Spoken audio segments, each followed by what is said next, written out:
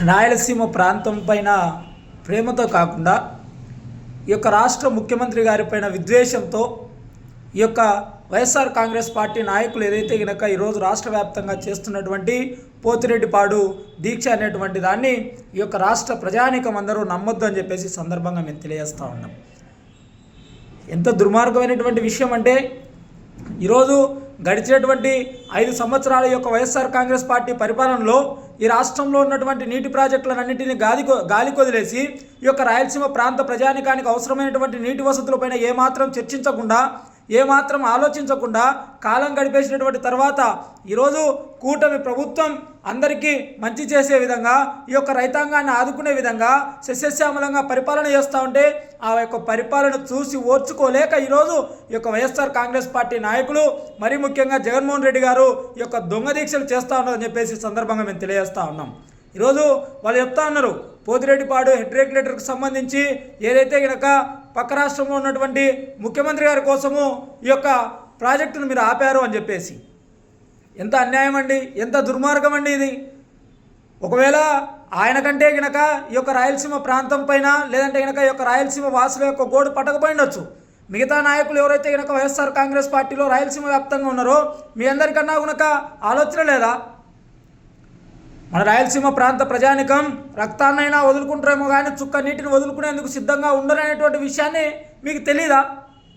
కానీ ఈరోజు ఎందుకు తప్పుదో పట్టించేటువంటి విధానాన్ని మీరు మాట్లాడుతూ ఉన్నారు? ఆ యొక్క ప్రాజెక్ట్ అనేటువంటిది న్యాయస్థానంలో ఉన్నటువంటి వాళ్ళు లేదంటే కనుక ఈ ట్రిబ్యునల్స్ ఏవైతే ఉన్నాయో వాళ్ళ ఆదేశాల మేరకు ఆపబడింది. దాన్ని కనుక రాజకీయం చేసుకుంటూ ఈ యొక్క రాష్ట్ర ముఖ్యమంత్రి గారి పైన అనేక రకాలుగా బురదలేటువంటి కార్యక్రమాన్ని మీ యొక్క వైఎస్ఆర్ కాంగ్రెస్ పార్టీ నాయకులు కంకణం కట్టుకొని చేస్తూ ఉన్నారు. గతంలో మీరు ఎన్నికల సమయంలో ఇదే జగన్మోహన్ రెడ్డి గారు ఏం చెప్పారంటే ఈ యొక్క నీటి ప్రాజెక్టులకు సంబంధించి వస్తున్నాడు, మంచి రోజులు వస్తున్నాయని చెప్పేసి ఊకతప్పుడు ఉపన్యాసాలు ఇస్తూ మేనిఫెస్టోలో ఏం రాశాడంటే అంద్రినివా, గాలేరు నగరి, వంశద్వార మిగిలినటువంటి ప్రాజెక్టులు ఏదైతే ఉన్నాయో ఈ ప్రాజెక్టులన్నింటినీ జలకల చేసి నాడు వాళ్ళ నాయన ఏదైతే కలగన్నాడో ఆ యొక్క జలయజ్ఞాన్ని నేను సంపూర్ణంగా చేస్తా అని చెప్పినాడు. ఏమయ్యా గడిచేటువంటి నీ 5 సంవత్సరాల పరిపాలనలో ఒక ప్రాజెక్ట్ అన్నా సంపూర్ణం చేసావా? మేము అడుగుతా ఉన్నాం ఈరోజు యొక్క వైఎస్ఆర్ కాంగ్రెస్ పార్టీని. కేవలం ఈ యొక్క రాయలసీమ ప్రాంత ప్రజానికం యొక్క మనోభావాలను అడ్డం పెట్టుకొని రాయలసీమ ప్రాంత ప్రజానికానికి అవసరం అని చెప్పేసి కేంద్రానికి పోయి నీ యొక్క కాంట్రాక్టుల కక్కుర్తి కోసం అక్కడ రాయలసీమ ప్రాంత ప్రజానికాన్ని చూపిస్తూ ముసలి కన్నీరు నువ్వు గారుస్తూ నీ యొక్క పార్టీ నాయకుల కాంట్రాక్టుల కోసం అనేక రకాలుగా ఈ యొక్క పనికిరాని పనులను చేయలేదా మీరు? ఎంత అన్యాయం ఇది.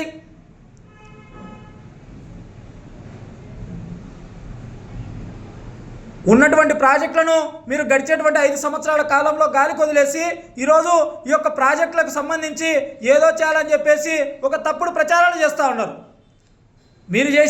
మీరు పట్టించుకోకపోగా ఈరోజు శ్రీశైలం ప్రాజెక్టుకు సంబంధించినటువంటి కాలువలు ఏవైతే ఉన్నాయో నీటి కాలువలు ఏవైతే ఉన్నాయో వాటిలో సిల్ట్ అనేటువంటిది పేర్కొని పోయి అనేక రకాల ఇబ్బందులు పడుతున్నటువంటి పరిస్థితికి కారకులు మీ యొక్క వైఎస్ఆర్ కాంగ్రెస్ పార్టీ నాయకులు కాదా? మీ యొక్క వైఎస్ఆర్ కాంగ్రెస్ పార్టీ పరిపాలన కాదా?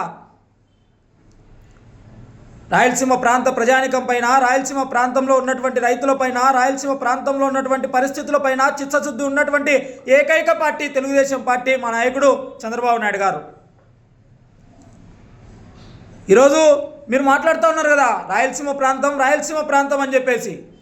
ఈ యొక్క రాయలసీమ ప్రాంతంలో ఉన్నటువంటి ఖనిజ సంపదను మొత్తాన్ని దోచుకొని బెంగళూరు లాంటి పెద్ద పెద్ద ప్యాలెస్లు కట్టుకున్నటువంటి మీరు కనుక రాయలసీమ ప్రాంత ప్రజానికాన్ని గురించి మాట్లాడుతూ ఉంటే హాస్యాస్పదంగా ఉంది.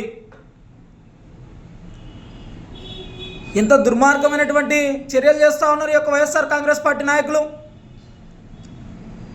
కడాన ఈరోజు పులివెందులు లాంటి ప్రాంతానికి నీరిచ్చేటువంటి ఘనత మా యొక్క తెలుగుదేశం పార్టీది, చంద్రబాబు నాయుడు గారిది కాదా? తప్పుడు ప్రచారాలను చేసుకుంటూ ఈ యొక్క ప్రజానికాన్ని మభ్యపెట్టే విధంగా ఏదో ఒక రకంగా ఏదో చేసుకోవాలనేటువంటి భ్రమలో బతుకుతూ ఉంది ఈ యొక్క వైఎస్ఆర్ కాంగ్రెస్ పార్టీ. ఆ భ్రమ నుండి బయటికి రావాలని చెప్పేసి ఈ సందర్భంగా మేము తెలియజేస్తూ ఉంటాం.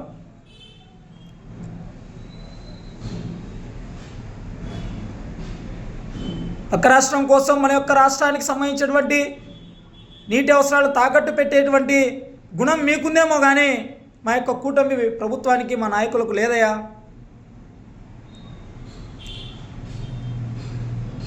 కేవలం నీటి ప్రాజెక్టులను డబ్బులు పిండేటువంటి ఒక కామధేనువులుగా ఉపయోగించుకున్నటువంటి ఘనత కూడా మీ యొక్క వైఎస్ఆర్ కాంగ్రెస్ పార్టీకే జరుగుతుంది.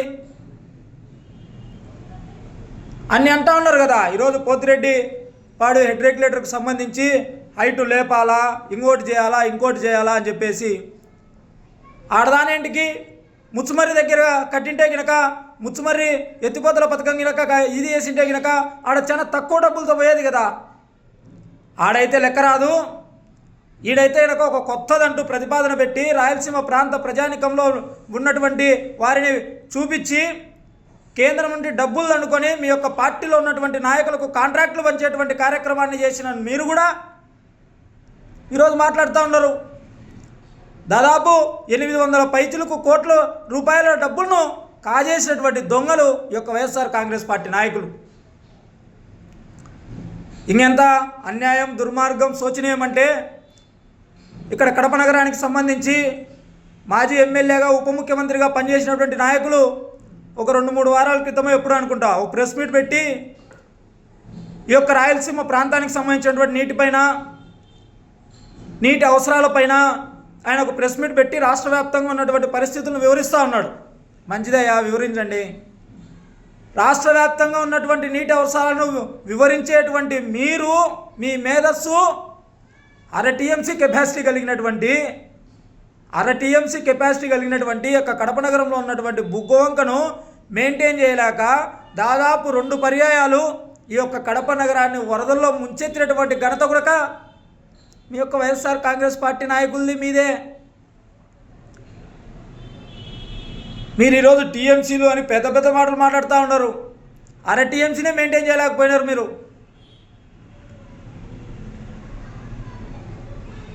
రాయలసీమ ప్రాంతాన్ని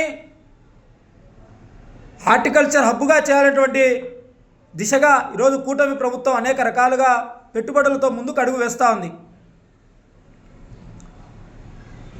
ఈ యొక్క వైఎస్ఆర్ కాంగ్రెస్ పార్టీ నాయకులు ఈ యొక్క రాయలసీమ ప్రాంతంలో ఫ్యాక్షన్ను పోషించి మనుషులు కాల్చుకోమని వీళ్ళు గన్నులు ఇస్తే పంట పొలాలను పచ్చందనాన్ని వికసించాలా అని చెప్పేసి రెయిన్ గన్స్ పెట్టి ఒక హరిత విప్లవాన్ని తీసుకొచ్చేటువంటి ఘనత మా యొక్క తెలుగుదేశం పార్టీది, మా యొక్క కూటమి నాయకత్వాన్ని.